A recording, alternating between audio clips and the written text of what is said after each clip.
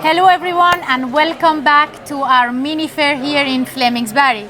Charlotte from Mabtech is here, who's the account manager, and I would like you to tell us about Mabtech, what Mabtech does. Of course. So Mabtech is a Swedish company, life science. We're producing monoclonal antibodies since the 90s, and we use those monoclonal antibodies in different immunoassays for researchers.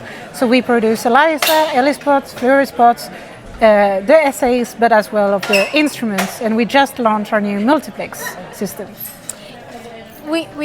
I just wonder, what is this? So this is something that people in the lab usually recognize very quickly. This is a floater, so you can put your little vials in a water bath.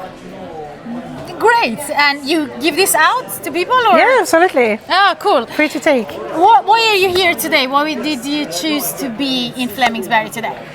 Well, honestly, we just want to meet people and share a little bit about what we can do for researchers. So at Mabtech, we're mostly scientists.